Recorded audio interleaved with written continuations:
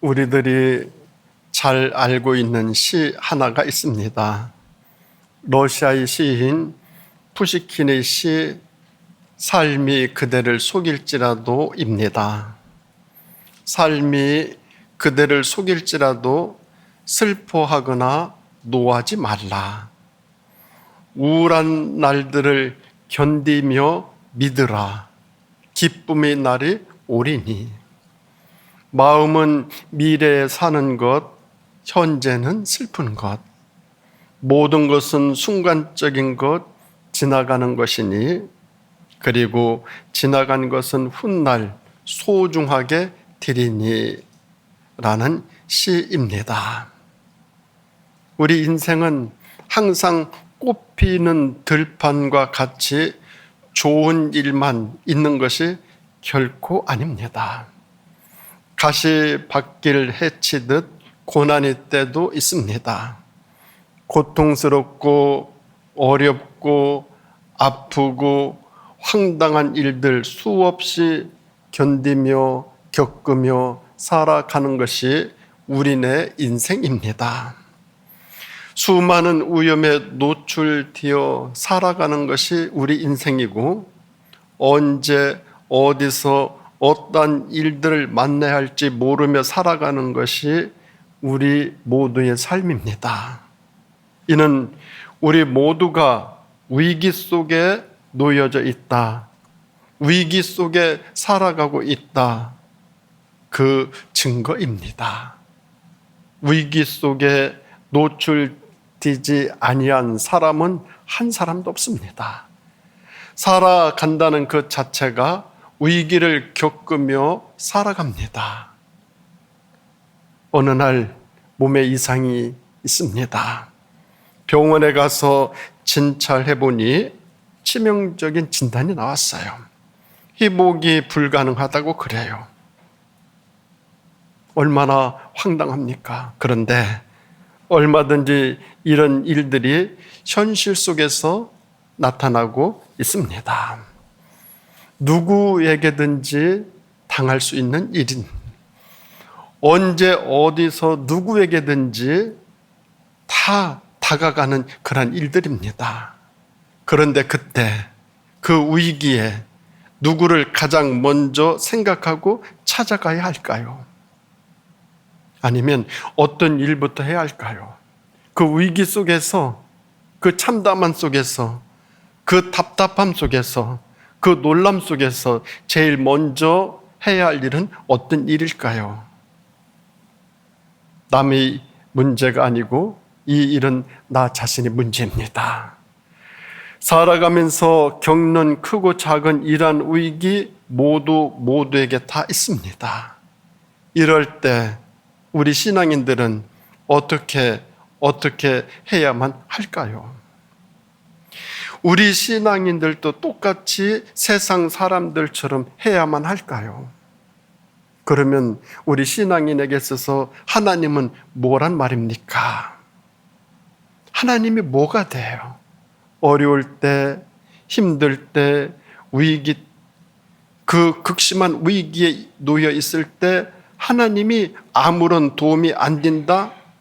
그러면 그 하나님이 나와 무슨 상관이 있단 말입니까?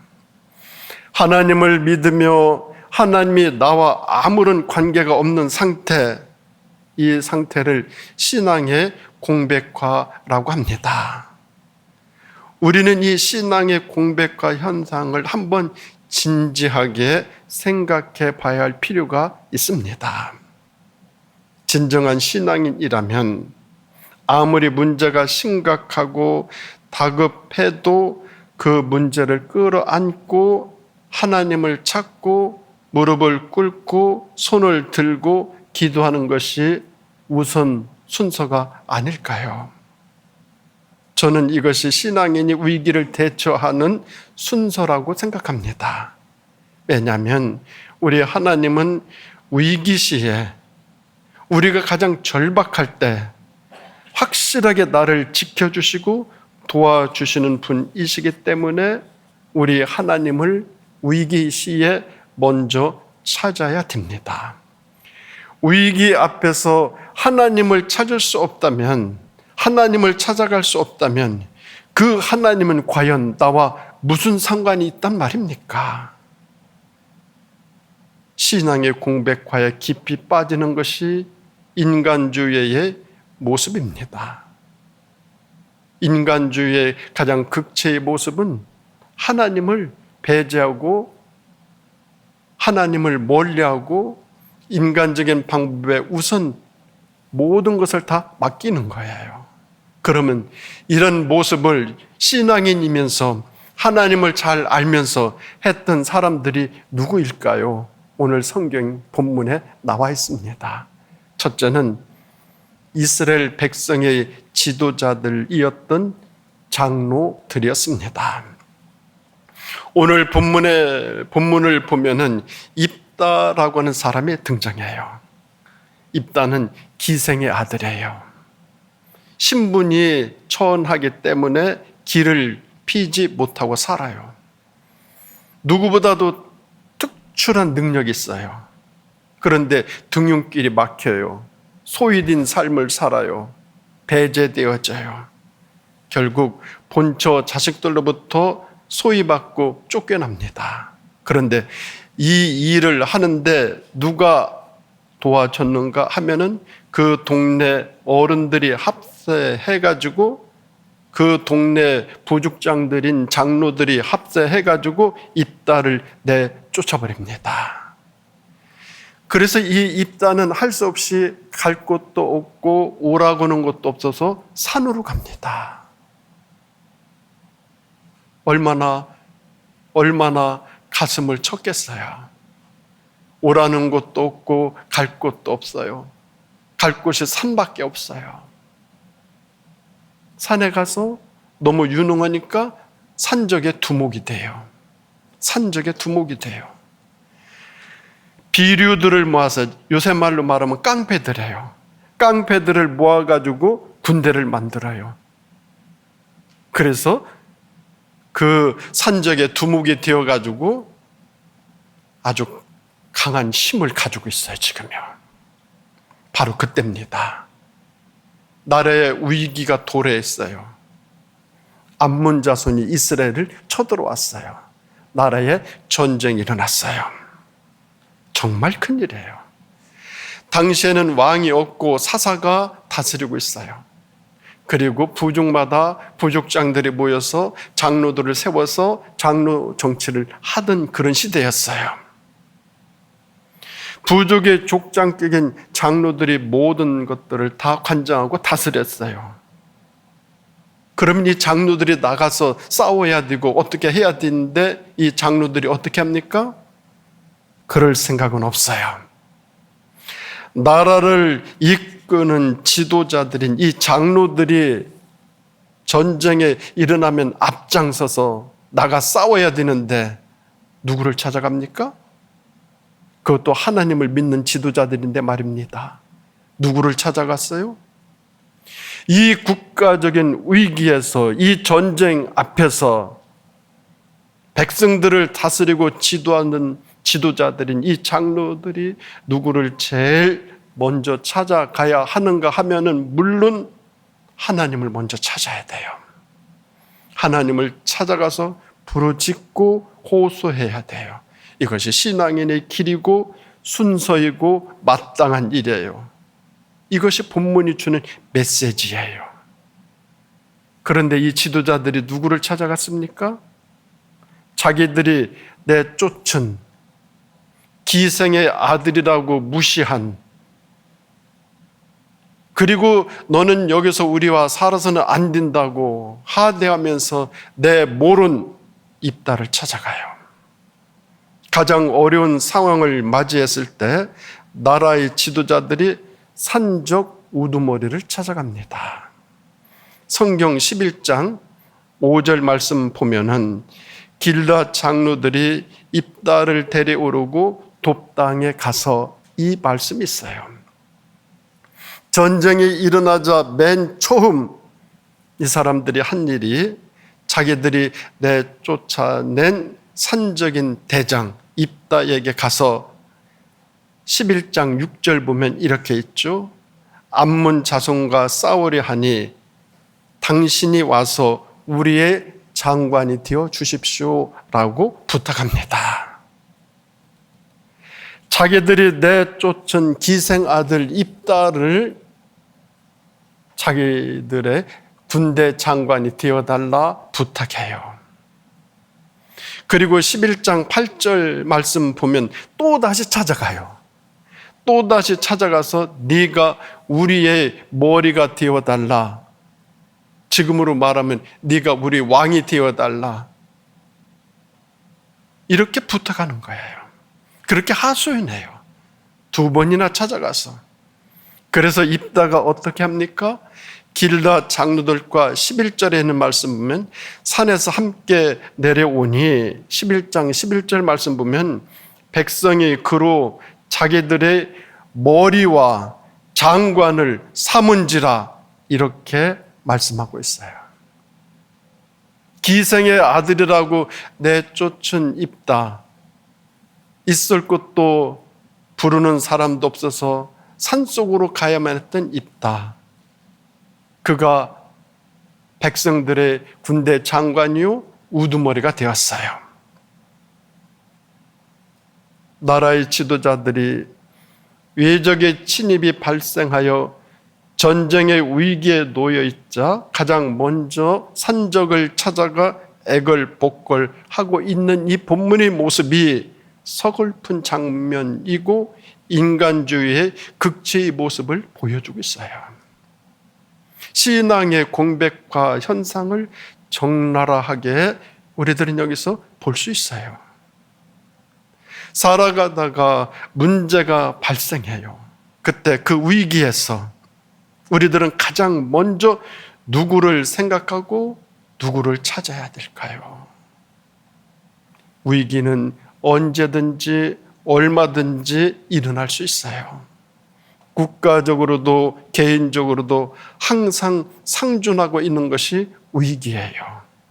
이럴 경우 우리는 먼저 무슨 생각을 하고 누구를 찾아가고 어떻게 해야만 할까요? 우리에게 가장 궁극적인 대상은 우리 하나님 아닙니까? 그러나 보통 때는 하나님을 믿는 신앙인인데 정작 위기가 도래하게 되어지면은 하나님을 모른 척해요. 그리고 다른 것을 찾아 헤매요. 이것이 신앙의 모순이죠. 우리는 그럴 때가 많이 있어요. 제가 신학대학교 신대원 3학년 2학기 졸업을 앞두고 앞날의 진로를 걱정하던 때가 있었어요. 이제 대학교 4년 마치고 신대원 3년 마치고 마지막 학기 7년을 공부하고 어느 곳에 가서 목회를 해야 할까 많은 고민하게 되었어요. 왜 그런가 하면 당시 저는 우리 157명 우리 동기들의 요청으로 저희 동기에서 저희 학교 장신대에서 제일 처음으로 임지파송위원이라는 것을 만들었어요. 그래가지고 각 3년이니까 이렇게 6개월 동안 이제 반장이죠. 반대표였던 사람들 6명이 모여가지고 6명을 위촉해가지고 임지파송위원회를 만들었고 거기에 제가 위원장 일을 하게 되었어요. 그리고 그 위원회에서 어떤 결의를 했는가 하면은 학교로 임지 추천 요청이 오는 거에서는 우리들은 완전히 빠져야 된다. 다른 동기부터 추천해주고 다른 사람부터 먼저 보내줘야 되지 우리가 먼저 학교로 추천 오는 데서 우리가 먼저 해서는 안 된다. 우리는 무조건 학교 추천해서 우리는 거기에 해당이 안 된다. 6명이 그렇게 결의를 했어요. 그러니까 6명은 학교로 추천을 오면은 추천을 받을 수가 없어요. 더 기도할 수밖에 없어요. 파송의원 6명은 다 모든 우리들의 앞으로 임지는 하나님께 맡기자고 더 많이 기도했어요. 저는 그때 학교 주기철 목사님 기도탑에 올라가 정말 시간을 정해놓고 간절히 기도했어요. 저에게 꼭 필요한 곳, 하나님이 꼭 필요한 곳, 제가 가서 꼭 감당할 곳, 하나님 인도해 주십시오. 우리 하나님이 가장 든든한 후원자이시고 인도자이시니까 하나님 뜻에 모든 것을 맡기겠습니다. 기도만 했어요. 나중에 결과 이렇게 보니까 임지파송의원 6명은 지금 있는 교회에서 지금 교회에서 다 청병을 받았어요. 그때 당시에 있던 교회에서. 하나님은 하나님의 방법대로 하나님이 뜻하신 바를 이루어 가시는 우리 하나님이셔요. 간구하고 기도할 때 그대로 이루어 주시는 하나님이라는 것을 그때 우리 의원들은 서로 확인했어요. 지금도 다들 목회들 잘하고 있는 그 모습을 봅니다. 오늘날은 너무 사람을 믿고 수단과 방법을 동원합니다. 그래서 무슨 위기나 문제가 생기게 되면 사람부터 찾아요. 미래가 절박할 때 미래를 하나님보다 더 자상하게 가르쳐 줄 분 세상에 어디 있습니까? 하나님 먼저 찾아야 되죠. 그런데 사람을 먼저 찾아요. 그렇게 어려울 때 하나님을 찾지 아니하고 사람을 찾고 배경을 찾고 수단 방법을 찾아 가는 그 모습은 잘못된 순서죠. 인간주의 모습이죠. 그래서 줄을 댑니다. 줄을 씁니다. 사람을 찾습니다. 어떻게든지 해보려고 그럽니다. 더 안 되죠.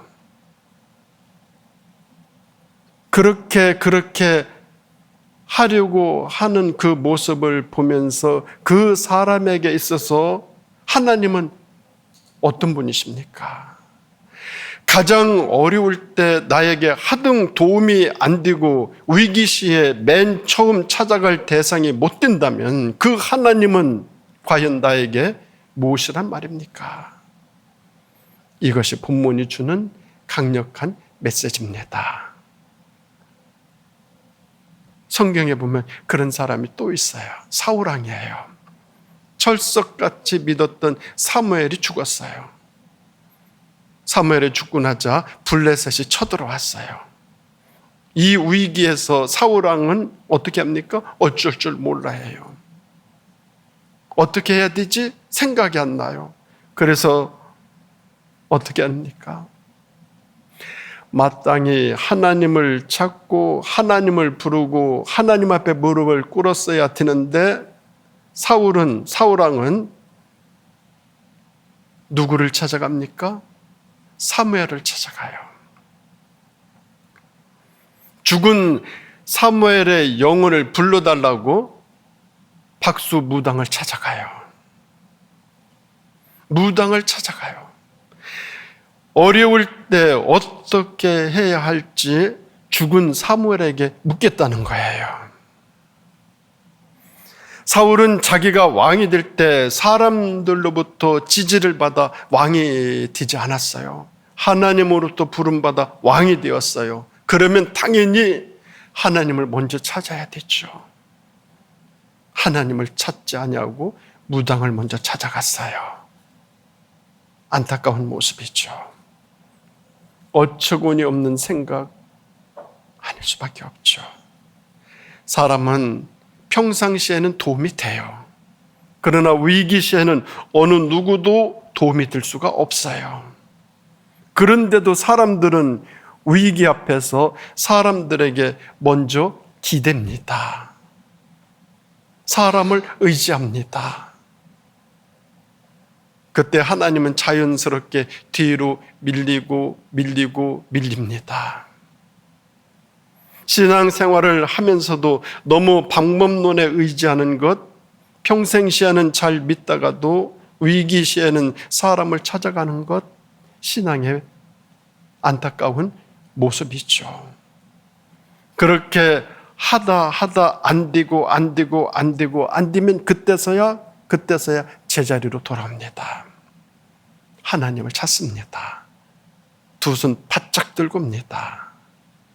인간의 수단과 방법 다 써보고 또 써보고 수고하고 또 수고하고 있는 돈 없는 돈 다 허비하고 안 되고 또 안 되면 그때서야 하나님을 찾아요. 이게 인간의 모습이에요. 신앙의 모순이고요. 하나님이 궁극적인 목표인 줄 알면서도 인간적인 수단과 방법으로 해보는 데까지 다 해보려고 그래요.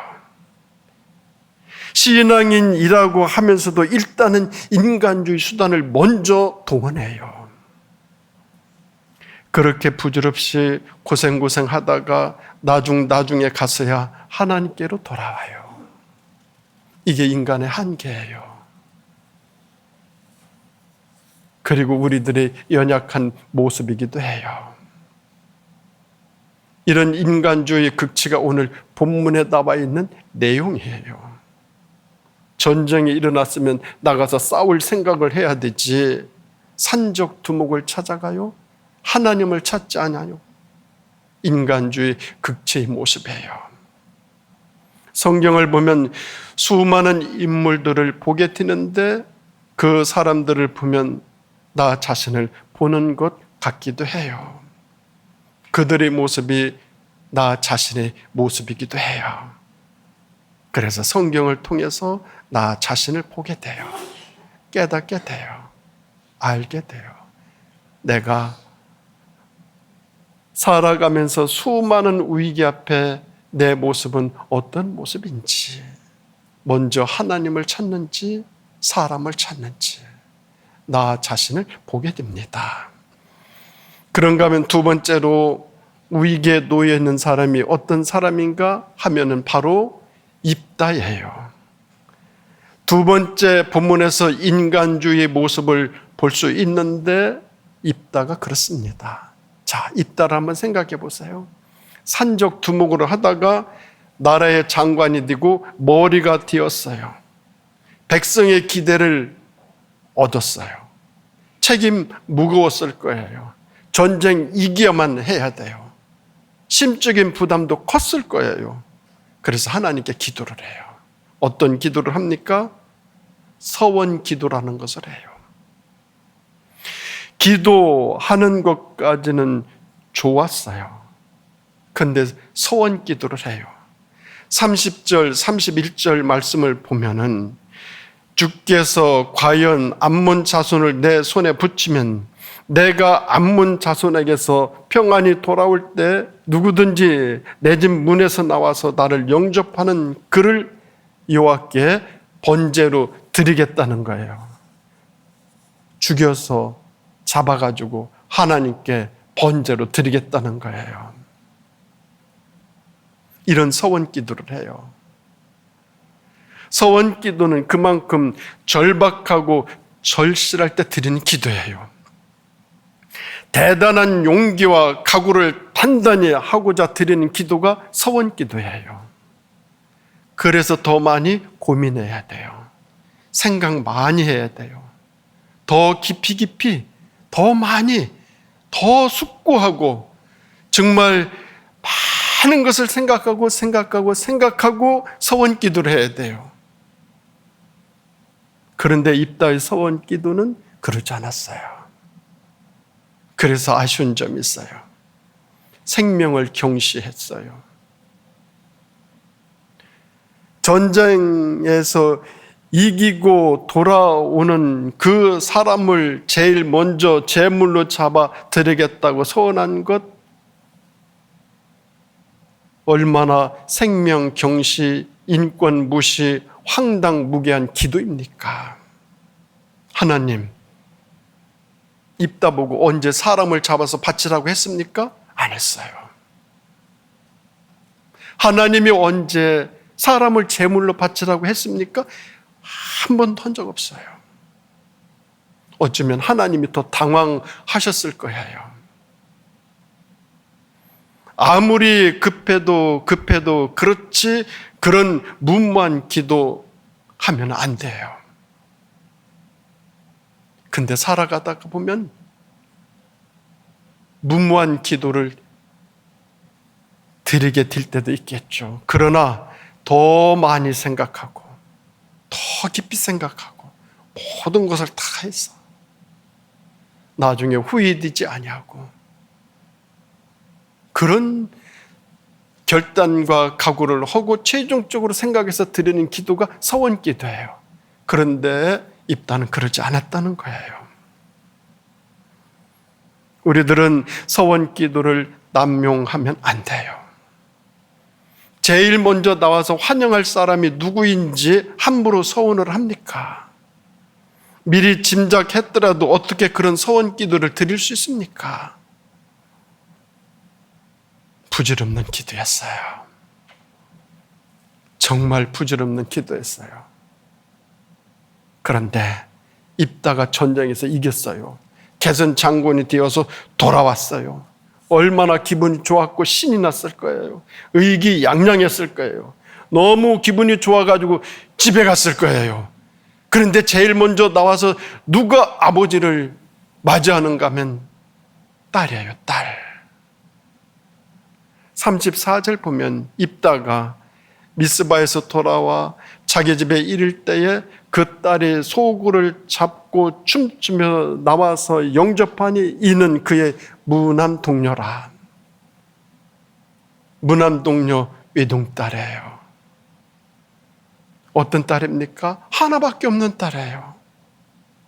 이 딸이 나와서 소굴을 치며 아버지를 영접해요. 그때 입다의 표정이 어떠했겠습니까? 자기 옷을 찢으며 입다가 소리를 칩니다. 내 딸이여, 너는 나로 참담하게 하는 자요, 너는 나를 기롭게 하는 자 중에 하나로다. 탄식을 합니다. 정말 참담했을 거예요.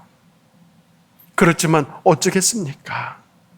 만인 앞에서 한 약속이고 하나님께 서원한 약속 아닙니까? 성경을 보면 결국 그 아비가 서원한 대로 딸에게 행하니 딸이 남자를 알지 못하고 죽으니라 했어요. 아비의 무모한 서원 기도 때문에 딸이 죽음을 당했어요. 인간주의의 극치예요.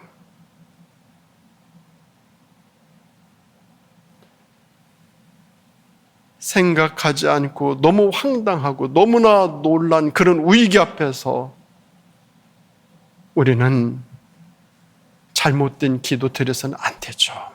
무모한 기도 드려서는 안 되죠. 그것이 더 혼란스럽게 만들 수 있죠. 기도는 소중한 것이죠. 그런데 이 기도가 인간주의에 빠지면 만용이 되고 무지가 돼요. 우리는 내일 우리 앞에 무슨 일이 일어날지 아무것도 몰라요. 전혀 몰라요. 한 가지 분명한 것은 우리 앞에는 크고 작은 고난스러운 일들이 분명히 발생한다는 것입니다. 우리는 항상 이러한 위기에 놓여 있어요. 이러한 위기에 우리들은 살아가고 있어요. 위기는 언제든지 어디에서든지 누구에게든지 다 찾아옵니다. 그때 맨 먼저 우리는 무슨 일을 하시겠습니까? 누구를 찾아가시겠습니까? 어떻게 하시겠습니까? 이것이 오늘 본문이 주는 질문이고 해답이에요. 사랑하는 우리 성도 여러분, 지금은 우리가 기도할 때입니다. 나라도, 교회도, 일터도, 가정도 다 위기에 놓여 있어요. 지금 우리 현실 보세요. 이 나라의 모습을 보세요. 이렇게 위기에 노출됐을 때가 이 나라에 있었을까요?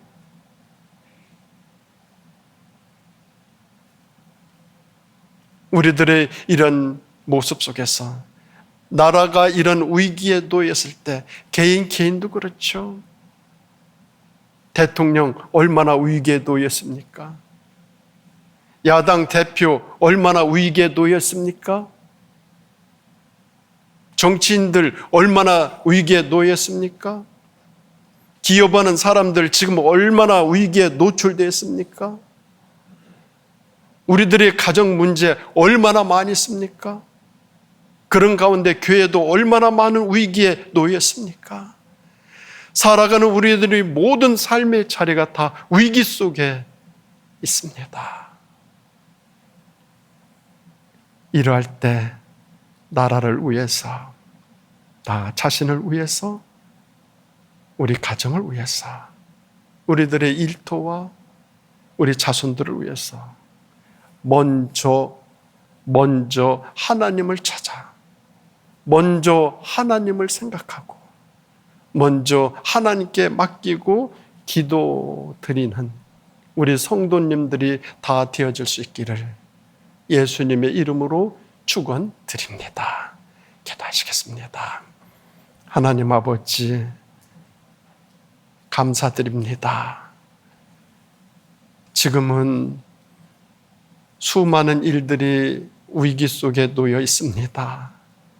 나라도, 교회도, 경제도, 가정들도, 우리들의 미래도 위기 앞에 놓였습니다.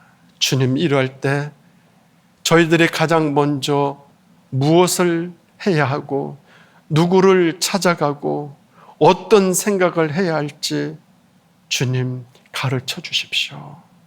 저희들 무릎 꿇고 기도할 때 주님 말씀해 주시옵시오. 그 말씀을 굳게 듣고 그대로 행하며 모든 일들이 위기를 극복하여 더 잘되고 더 귀하고 복되게 하나님께 영광 돌리는 그런 이 나라 몸된 교회 모든 일터, 우리 모두의 가정, 우리 자손들이 다 되어질 수 있도록 축복하여 주시기를 예수님의 이름으로 간절히 기도드립니다. 아멘.